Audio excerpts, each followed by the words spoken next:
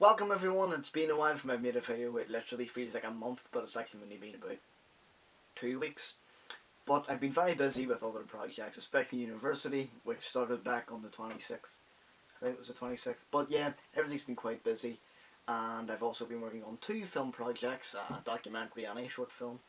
I'm going to make another video, just an update on what's going on, because, you know, when I talk about movies, I'm basically talking about my life because of how integral they are to my life. You know, of course there's other things about me, but mostly I would say about 80% of my life is something to do with film. But anyway, this is my top 10 Chaplin films, which is going to include some shorts also. And I've seen that Ian, and I'm pretty sure a few others might have done a top 5 list of Chaplin on Friday. This is Saturday, I was late because I didn't have time. But I want to do a top 10 since it's one of my favourite directors, and I've seen about 45 films in total, including shorts. So this is my top 10. Let's just start with the countdown. Nothing fancy, just some images here to show what films I'm talking about. At number 10 is The Immigrant, which is one of his earlier films, but it's one of his better two-reelers, two-reelers. And The Immigrant is self-explanatory. It's about an immigrant on a boat, and at the time it was quite a controversial kind of film because you see the tramp playing as a immigrant character on this boat going to America, and there was something almost rebellious about the character as he kicks one of the people on the ass basically, and back then that was pretty edgy, so there was quite controversy around that because of it was kind of anti-establishment in that way. But The Immigrant has some really good jokes, such as the rocking of the boat, which is really clever. I mean, all you really need to do to achieve that is to tilt the camera, but it shows up well on film, as, you know, it's an illusion. Number 10, 1919, or 1918, I think this one came out. This is a three-reeler called A Dog's Life, which was one of his longest films up until that point, A Dog's Life. It's really funny. It has one of the funniest Chaplin gags in it when he's pretending to be the hands of a person through a curtain. The person's sitting here and he's got his arms through and he's pretending to be that person, doing the hand gestures, and obviously we know as the audience that that person is knocked out, so it's like that, and it's just really funny. I mean, I've got a clip here of the show, but yeah, Dog's Life is really worth checking out. And at number 8 is The Circus, which is a very, very good Chaplin film. It was made around the time of his life. It was very difficult, and it's amazing to see that he made such a good film, you know, due to all the stress in his own life. And The Circus has some of his most well choreographed scenes, and there's some scenes in there that took 60, 70 takes, such as the brilliant tightrope scene, which is real. I mean, that's just, he really is a performer because he's walking across that tightrope, and then we have the classic banana gag, but he takes it to the next level and puts the banana on the tightrope, which is just, you know, you thought the gag was tired out even by then, but no, they still stuck to it, and that was funny. So that's a good one. And number 6, 10, 9, 8. Number 7, I just completely lost count. I should have numbered these. Number 7 is Monsieur Verdoux, which is underrated Chaplin, if you ask me.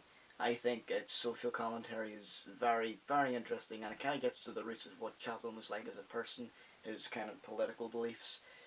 He's a very humanitarian kind of person, which I always agree with, you know, and that's the kind of thing he brings across in The Great Dictator also. But Monsieur Verdoux, it's also a black comedy, and for its time, it's kind of ahead of itself, and you can see it was quite controversial at the time to be made compared to other films because it dealt with quite a dark subject, you know, with this character, Monsieur Verdoux. But yeah, I think it's one of his best films. And above that, at number 6, is Limelight, which is another beautiful Chaplin film made in his later career.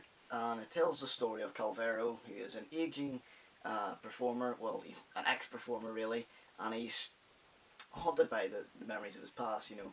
He feels quite nostalgic and sad that his career ended, so, you know, it kind of deals with that, and it's also kind of mirrors Chaplin in a sense, you know. Chaplin now, in his, maybe been 60 or so, yeah, maybe in his 60s, you know, you can imagine how it's kind of autobiographical in that sense because this character is like a clown as well, which Chaplin is like in some ways. But Limelight is really heart-wrenching, I think. It's very melodramatic. You have to be into that kind of film A kind of Hollywood melodrama. But there's a way Chaplin does it that stands out compared to the other Hollywood melodramas. But it's absolutely heart wrenching, and I love some of the dialogue and everything, and it's very big, as I said, theatrical and big performances. But I think they work very well. And number 5 is City Lights, which a lot of people always put in at number 1 or 2, but there's loads that I think are much better than City Lights. However, City Lights is absolutely beautiful. It looks stunning. The romance story and it's perfect. Everything is. It's very funny as well. It's a very sweet story, and it's easily one of the best films ever made. And it's a timeless film. Even though it captures things at the time, things that were popular at the time, it's such a classic film. Don't need to talk much about that. I'm sure everyone's familiar with it. Number 4 is The Gold Rush, which is one that I really like. I really, really love this one. It's got the famous bread roll dance, and the fantastic sequence with the cabin, which is absolutely incredible. I love that scene. Gold Rush is very funny again. It has a similar romance story to typical Chaplin films, but I think it's very sweet as well. Gold Rush, check that one out. Number 3 is one of his very first feature film, and it was The Kid, 1921, and I absolutely love that film so much. I mean, I've seen it 3 times, and every time, the whole scene with the kid getting taken away from Chaplin still gets me every time, and when you think about his own life at the time, it makes it even more compelling because it's sort of autobiographical, and you can see how his life experiences have added up to this, this film, this writing, and it really shows how personal filmmaking can be. And The Kid it's really funny also. It's got some very well choreographed slapstick sequences, but it's also one of the sweetest films, and for its time it's very mature and complex. I think at the themes of poverty, parenthood, um, you know, for the time it's really impressive. And at number 2 is Modern Times, looking at industrialization and things like the assembly line. This is 1936. The Industrial Revolution that took place in Britain, and America and all that, from 1850 to 1940, everything was getting easier to make, and I think it's one of my favourite parts of history because you have to kind of consider it now. Things are very mass produced, and what that can do to people that are working on the assembly lines. You can imagine those mechanic motions affecting your brain, and you almost become like a machine yourself, doing these rhythms and all that, of fixing things and constructing things in an assembly line. That would completely burn you out. But Modern Times is very complex, very funny, well acted. It's just a great film altogether. Absolutely love that film. It's got one of the most beautiful endings, and it was his last silent film. But yeah, Modern Times for me is just a masterpiece. One of his 3 masterpieces, as I will say.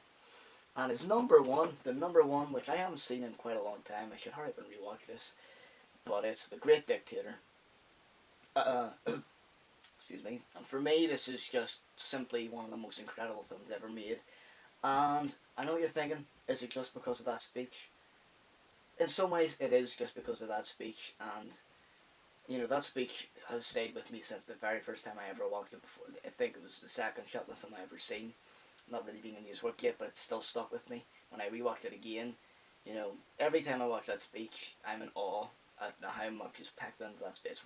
I think it's the best speech ever delivered in a film. It's absolutely incredible. I mean, you need to see it to know what I mean. I mean, it's on YouTube now. This is something that was filmed 70 years ago, 75 years ago, nearly, and people are still watching it. And it's got millions of views, So that it does say something about this speech that's kind of timeless. The ideas it's getting across about we should live in an equal world. We should be nicer to our fellow man, that sort of thing. It's just an incredible speech. It really is. The Great Dictator also has lots of great comedy and satire of the time. Obviously, of course, the film, just by looking at the poster, you can tell what it's kind of parodying. And it's very impressive for its time. Very controversial. More controversial than The Interview can dream of at the moment. But yeah, Great Dictator is just a beautiful, beautiful film. The music's great. The acting's great from Pollock and everything. Is it Pollock? I hope I remember that. It's my favourite film, and I can't remember. But The Great Dictator, for me, is number one, Chaplin. Well, that's it, everyone. I hope you enjoyed the video, and I hope you like my choices. If you haven't seen some of the shorts, they're on YouTube, I think, so check them out. Hopefully they haven't been taken down due to copyright or something. But yeah, that's it, everyone. Thanks for watching, and I hope I get to make more videos soon. And I'll make a little update video about what's going on in my life and what I might do with the channel. So, until then, everybody, thank you for watching, and I'll see you next time.